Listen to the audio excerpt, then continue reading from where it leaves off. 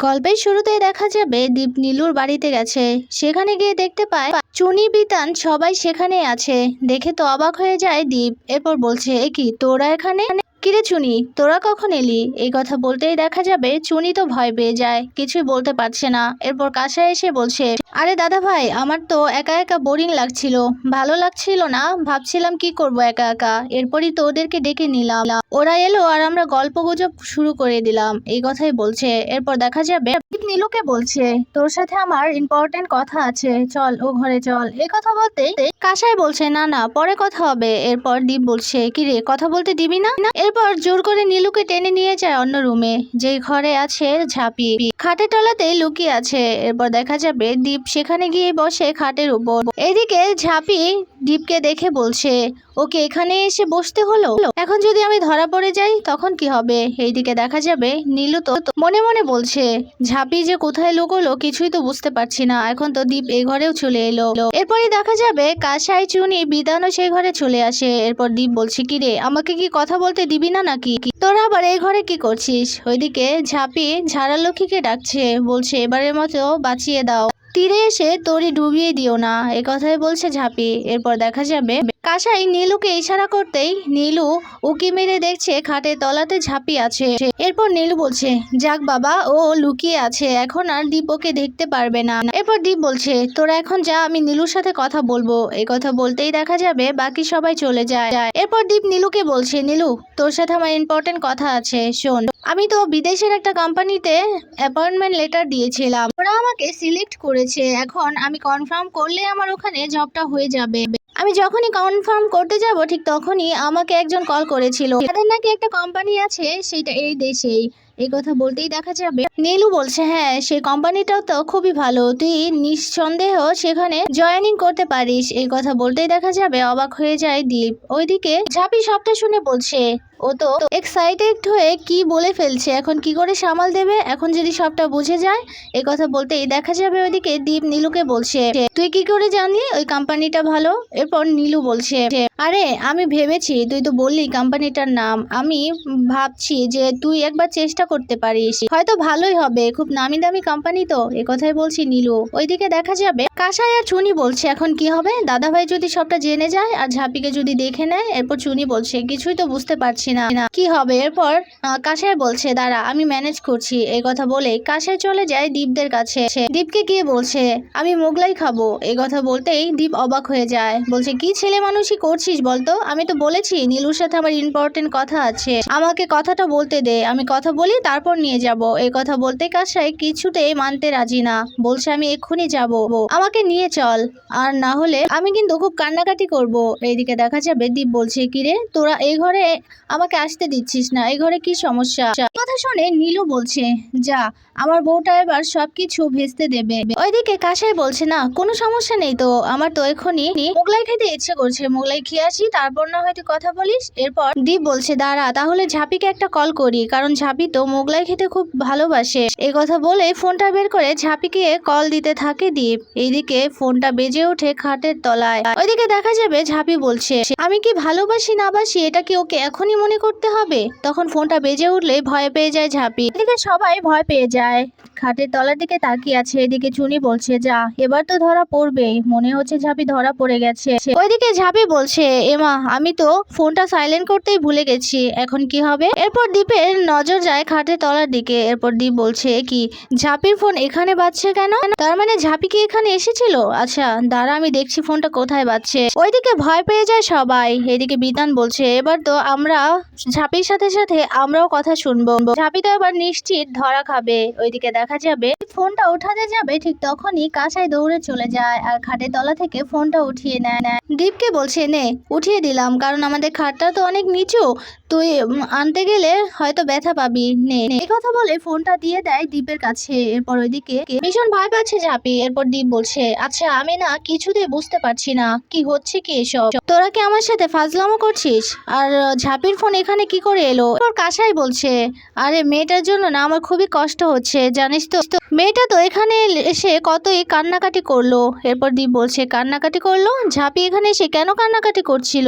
এরপর কাসাই বলছে কেন কান্নাকাটি করবে না, তুই তো ঝাঁপিকে একা রেখে লন্ডনে চলে যাবি, সে কারণেই তো মেয়েটা ভীষণ ভেঙে পড়েছে। আমাদের এখানে এসেছিল, ভীষণ কান্নাকাটি করছিল আর আমরা তো ওকে সান্ত্বনা দিচ্ছিলাম। আর কি বলতো, ও তো ঠিক এইখানটায় বসেছিল। কি নীলু বলছো না কেন? এরপর নীলু বলছে হ্যাঁ ও তো এখানেই বসেছিল। এরপর কাসাই বলছে ও এখানে বসে বসে কান্নাকাটি করছিল, এরপর ফোনটা হয়তো হাত থেকে পড়ে গেছে। সে যাই হোক, চল না আমরা এবার মোগলাই খেয়ে আসি, তুই বরং ঝাঁপির জন্য পার্সেল করে নিয়ে যাবি, এই কথাই বলছে কাসাই। এরপর দীপ বলছে তুই যে কি করিস না, একেবারে বাচ্চামো করছিস। এরপর কাসাই বলছে আমি কিচ্ছু শুনতে চাই না, আমি এক্ষুনি মোগলাই খাবো। কি হলো নীলু বলো, চলো আমরা এক্ষুনি যাই, এই কথা বলে জোর করে দীপকে নিয়ে চলে যায়। ওইদিকে দীপ চলে গেছে ভেবে খাটের তলা থেকে বেরিয়ে স্বস্তির নিঃশ্বাস ফেলছে ঝাঁপি। বলছে যাক বাবা ঝাড়লক্ষ্মী, তুমি আমাকে বাঁচিয়ে দিলে এবারের মতো। এবার যদি আমি ধরা পড়তাম তাহলে আমার সব প্লেনটাই ভেস্তে যেত। যাই হোক, আমাকে এক্ষুনি এখান থেকে বেরিয়ে যেতে হবে, এই মেকআপ গুলো তুলতেই হবে, এই কথাই বলছে ঝাঁপি। ওইদিকে দেখা যাবে এদিকে বাইরে বেরিয়ে এসে দীপ খেয়াল করে দীপের হাতে ঝাঁপির ফোন। এরপর দীপ বলছে এই যে এটা তো ঝাঁপির ফোন, আমার ফোনটা তো তোদের বিছানায় রেখে এসেছি, আমার ফোনটা তো আনতে হবে। এই কথা শুনে নীলু বলছে যা, এবার আর শেষ রক্ষা হলো না, এবার তো দীপ ঝাঁপিকে দেখেই নেবে। এরপর কাসাই বলছে দাঁড়া দাঁড়া তুই যাস না, আমি গিয়ে নিয়ে আসি। এরপর দীপ বলছে এসব কি বাচ্চামো হচ্ছে বলতো। এরপর নীলু বলছে দেখ দীপ, তুই আমাদের বাড়ির গেস্ট, এখন তুই ফোনটা রেখে এসেছিস, আমরা এখানে দাঁড়িয়ে থাকবো আর তুই ফোনটা গিয়ে নিয়ে আসবি, এটা কেমন একটা দেখায় না, আমি গিয়ে নিয়ে আসি। এরপর দীপ বলছে শোন অনেক কথা বলে ফেলেছিস, আর একটা কথাও বলবি না, তোরা এখানে দাঁড়া, আমি গিয়ে নিয়ে আসি। কি চাবিটা দে, এ কথা বলতেই নীলু ভয়ে ভয়ে চাবিটা দিয়ে দেয়। এদিকে ঝাঁপি নিজের পোশাক বদলে মেকআপ উঠাচ্ছে। এরপর বলছে এবারের মতো আমাকে বাঁচিয়ে নাও মা ঝাড়লক্ষ্মী, আমি ভাবছি এখন চিন্তা করছি দীপ কি আমার কোম্পানিতে জয়েনিং করবে, সেটাও তো বুঝতে পারছি না। নীলুদার সাথে কি বলতে এসেছিল সেটাই তো বুঝতে পারছি না, এই কথাই ভাবছে ঝাঁপি। ওইদিকে দেখা যাবে দীপ যাবে তালা খুলে, এরপর দরজার কাছে হেলান দিয়ে দাঁড়িয়ে আছে চুনি। চুনিকে বলছে কি হলো দাঁড়িয়ে আছিস কেন, সর। এরপর চুনি সরে যায়, এরপর তালাটা খুলে দীপ ভেতরে যায়। ওইদিকে দেখা যাবে আয়নার সামনে মেকআপ উঠাচ্ছে ঝাঁপি। দীপ গিয়ে ঝাঁপিকে দেখে নেয়, অবাক হয়ে যায় দীপ। বলছে কি রে ঝাঁপি তুই এখানে? দীপের কথা শুনে তো ভয় পেয়ে যায় ঝাঁপি, ভয় পেয়ে তাকিয়ে আছে দীপের দিকে। এরপর দীপ বলছে কি হলো, কথা কেন বলছিস না, এখানে কেন? আর তুই কখনই বা এসেছিস? বাইরে থেকে তো আমার সামনে দিয়ে আসতে পারবি না, কিন্তু তুই কখন এসেছিস? আর ঘরে যখন এসেছিলাম তখনও তো তোকে আমি দেখতে পেলাম না। এরপর ঝাঁপি কিছু বলতে যাবে, তখনই সবাই চলে আসে, এসে বলছে সারপ্রাইজ। এরপর কাসাই বলছে দাদা ভাই তোকে তো সারপ্রাইজ দিতে চেয়েছিলাম। এরপর দীপ বলছে কি বলতে চাইছিস কি তোরা, কিছুই তো বুঝতে পারছি না। এরপর কাসাই বলছে আরে ঝাঁপি তো আগে এসেছিল, তোকে সারপ্রাইজ দিব বলেই তো আমরা কিছুই বলিনি তোকে। এদিকে দীপ তো অবাক হয়ে যায়, বলছে তোদের কথার না কোনো মাথা মুন্ডুই আমি খুঁজে পাচ্ছি না, কি বলছিস কি করছিস কিছুই বুঝতে পারছি না। এরপর কাসাই বলছে আরে কি বলতো, আসলে ঝাঁপি তো অনেক আগে এসেছিল, সেই বিকেল বেলা, তুই তো চলে যাবি লন্ডনে, এই জন্য তো খুব ভেঙে পড়েছিল মেয়েটা, সে কারণে ও এখানে এসে কান্নাকাটি করছিল, আর তুই চলে আসাতে কান্না লুকোতে ও খাটের তলায় গিয়ে লুকিয়ে পড়ে, আর আমিও তো মাঝে মাঝে কান্না লুকোতে খাটের তলায় চলে যাই। এই কথা বলতে দীপ বলছে কি নীলু তুইও কান্নাকাটি করিস? এরপর নীলু বলছে আরে না আমি কান্নাকাটি করিনি, কোনোদিনও কান্নাকাটি করিনি, আরে এই যে কাসাই তো কান্নাকাটি করতো, ও কান্নাকাটি করলেই তো খাটের তলায় গিয়ে লুকিয়ে পড়ে। এ কথা বলতেই দেখা যাবে দীপ বলছে তোদের কথা আমি কিছুই বুঝতে পারছি না, তোরা কি করছিস আমি কিছুই বুঝতে পারছি না, এমনটা তোরা না করলেও পারতি, এখানে আমি আর এক মুহূর্ত থাকবো না, আমি নীলুর সাথে একটা কথা বলতে এসেছিলাম, কিন্তু ওই জন্য কথাটা আমি বলতে পারলাম না। এই কথা বলে রেগে সেখান থেকে দীপ চলে যায়। এরপর সবাই স্বস্তির নিঃশ্বাস ফেলে। কাসাই গিয়ে ঝাঁপিকে বলছে ঝাঁপি এবারের মতো তুই বেঁচে গেলি, কিন্তু এই ক্রেডিটটা কার বলতো? এই ক্রেডিটটা কিন্তু আমার, আজকে আমার জন্যই কিন্তু তুই এই দাদা ভাইয়ের কাছে ধরা পড়িসনি, বুঝলি তো? আমি না বোকা না, আমি খুব ভালো হয়ে গেছি রে, আমি অনেকটাই চালাক হয়ে গেছি। এরপর ঝাঁপি বলছে হ্যাঁ খুব ভালো করেছো তুমি, তুমি খুব ভালো অভিনয় জানো কিন্তু। একথা বলে জড়িয়ে ধরে কাসাইকে। এরপর ঝাঁপি বলছে ও তো এখান থেকে চলে গেল, কিন্তু আমার উপর ভীষণ রেগে আছে মনে হচ্ছে, কিন্তু নীলুদা তোমার সাথে তো কিছু একটা বলতে এসেছিল, এখন কি হবে বলো তো? এরপর কাসাই বলছে তুই চিন্তা করিস না, ও একটা সময় ঠিক দেখা করে নেবে, তখন বলে দেবে। এরপর কাসাই ঝাড়ালক্ষ্মীকে ডাকতে থাকে, বলছে দীপ যেন ওই কোম্পানিকে হ্যাঁ না করে দেয় আর ও যেন এখানে আটকে থাকে। একথাই বলছে ঝাঁপি। এদিকে দেখা যাবে দীপ বাড়ি ফিরে গেছে। দীপ বাড়ি ফিরতেই দীপের সব কথাই মনে পড়ছে, দীপের মায়ের কথা মনে পড়ছে।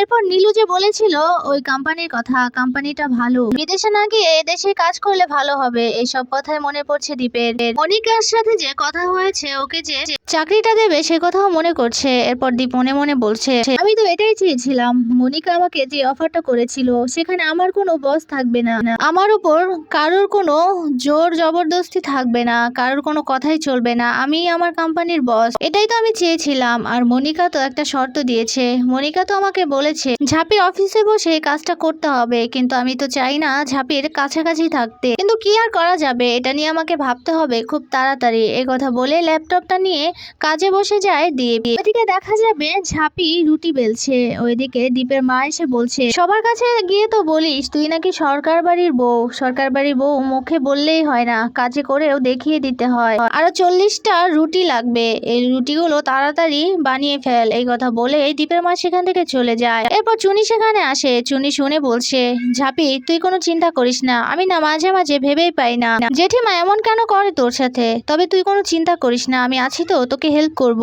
40টা রুটি এখনো বানাতে হবে, চল আমি বানিয়ে দিচ্ছি, তুই বড় রুটিগুলো ভেজে ফেল। এই কথাই বলছে চুনি। ওইদিকে দেখা যাবে ঝাঁপি অন্যমনস্ক হয়ে ভাবছে। এরপর চুনি এটা বুঝতে পেরে ঝাঁপিকে বলছে, কি হয়েছে ঝাঁপি, চুপ করে আছিস কেন? এরপর ঝাঁপি বলছে, তোর দাদাভাই তো এখনো রেসপন্স করলো না, মেলে তো কনফার্মেশন মেলটা পাঠালো না। এই কথা বলতেই দেখা যাবে ঝাঁপির ফোন একটা মেসেজ আসে, ফোনটা হাতে নিয়ে দেখতে পায় দীপ কনফার্ম হয়েছে চাকরিটা করার জন্য। এরপর দেখা যাবে ভীষণ খুশি হয়ে যায় ঝাঁপি। এরপর চুনি এসে বলছি, কি হয়েছে ঝাঁপি? এরপর ঝাঁপি সবটা খুলে বলে চুনিকে। এরপর চুনি তো ভীষণ খুশি হয়ে যায়। চুনি বলছে, তার মানে দাদাভাই এখানেই থাকবে, ঝাঁপি তোর কথা শুনেছে, শুনেছে মা ঝাড়ালক্ষ্মী তোর কথা। এরপর ভীষণ খুশি হয়ে যায় ঝাঁপি। এরপর বলছে, আমাকে আরো অনেকদিন অভিনয় করে এভাবেই চলে যেতে হবে, না হলে দীপকে আমি কিছুতে আটকাতে পারবো না। এই কথাই বলছে ঝাঁপি। এরপর দেখা যাবে দীপ ঝাঁপির কাছে গিয়ে বলছে, ঝাঁপি তোর সাথে আমার একটা কথা ছিল, আমার একটা জব হয়েছে, তবে সে জবটা তোর অফিসে বসেই করতে হবে, এখন তুই যদি অনুমতি দিস তাহলে আমি যেতে পারি। এই কথা বলতে ঝাঁপি বলছে, এটা তুমি কি বলছো, আমার অনুমতি? আমার অনুমতি কেন লাগবে, তোমার যখন ইচ্ছে হবে তুমি তখনই চলে যেও। কথা বলতে এরপর দেখা যাবে দীপ ঝাঁপির অফিসে গেছে। ঝাঁপি দীপকে ওয়েলকাম জানাতে অনেক বড় একটা আয়োজন করেছে, যেটা দেখে ভীষণ খুশি হয়ে যায় দীপ। এরপর ঝাঁপি বলছে, তোমার জন্য যে চেয়ারটা খালি রেখেছিলাম সেই চেয়ারটা এখনো খালি আছে, তুমি সেটাতে গিয়ে বসবে। এরপর দীপ বলছে, আমি সেটাতে কেন গিয়ে বসবো, তোর সাথে যে পার্টনারশিপে কাজ করবে সে চেয়ারটাতে গিয়ে বসবে, এটা আমার চেয়ার না, আমি বসতে পারবো না। এরপর দেখা যাবে পুজো দিয়ে দীপের আসার সেলিব্রেশন করতে থাকে ঝাঁপি। এরপর দেখা যাবে দীপ বলছে, আমাকে তো এক্ষুনি মনিকাকে কল করতে হবে, কারণ আমাকে কাজের সব ব্যাপারে কথা বলে আগে কনফার্ম হতে হবে। এই কথা বলে দীপ মনিকাকে কল করতে থাকে। ওইদিকে কম্পিউটারের সামনে বসে বসে ঝাঁপি কাজ করছিল, আর ঠিক তখনই ঝাঁপির ফোনটাও বেজে ওঠে। ঝাঁপি ফোনটা হাতে নিয়ে দেখতে পায় দীপ ফোন করেছে। এদিকে দীপ তো মনিকাকে কল করেছিল, কিন্তু কল করা মাত্রই কেন ঝাঁপির ফোনটা বেজে উঠলো, এটা দেখে আশ্চর্য হয়ে তাকিয়ে আছে ঝাঁপির দিকে দীপ।